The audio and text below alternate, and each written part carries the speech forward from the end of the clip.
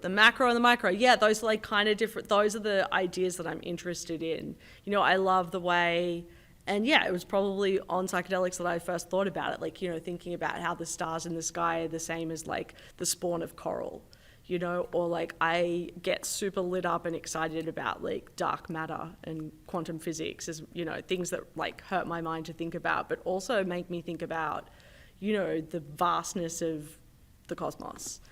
Because I also think it's really humbling, and I think as humans we need it.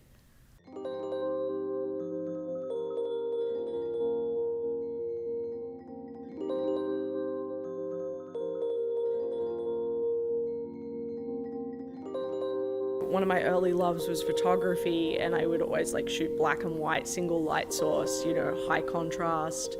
So if I'm doing figurative stuff, I will look for source imagery that's similar, or I will do a photo shoot to get the image that I want, to use that.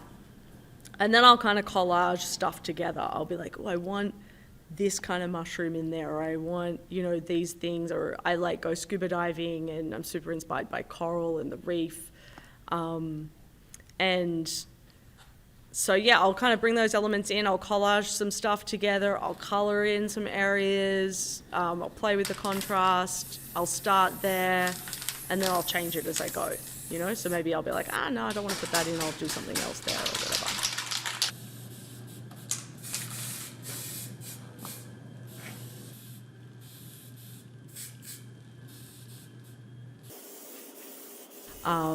You can also experience a psychedelic state through meditation, ayahuasca, so many different things. And, you know, it does allow you to kind of feel more connected to the world around you, and to the natural world. And yeah, for sure, I've had some wild psychedelic experiences of like seeing glowing mushrooms everywhere, and it's definitely like influenced my work in a really beautiful way.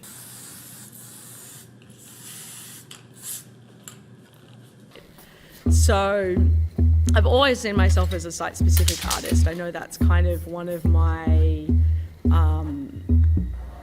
skills in what I do.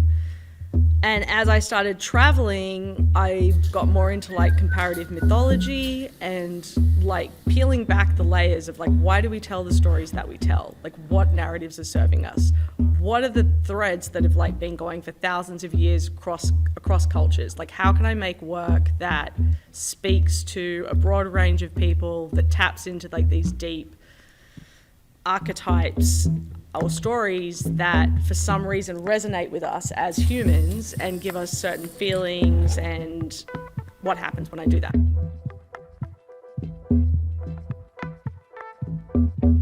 Yeah, I went to London at the invitation of Banksy with this show called the Cannes Festival. It was in the centre in Leek Street, which was this tunnel that taxis would use. And I'm not sure how he got permission, but he shut down the entire tunnel, and we spent, like, I don't know, I think people spent a couple of weeks in there creating art. He did these insane installations of like crashed cars and all this different stuff. And yeah, it was super cool.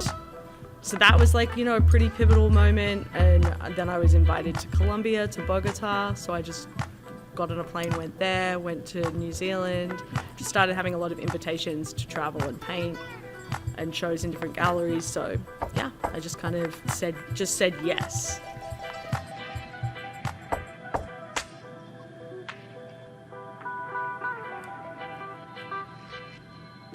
You know, I think with a lot of creative, whether it's music or art, you know, you kind of just have to have a certain number of things fall into place, and you know, you just have to be making, incidentally, what people resonate with at the right time, that people are ready to resonate, and the culture is ready to receive and amplify.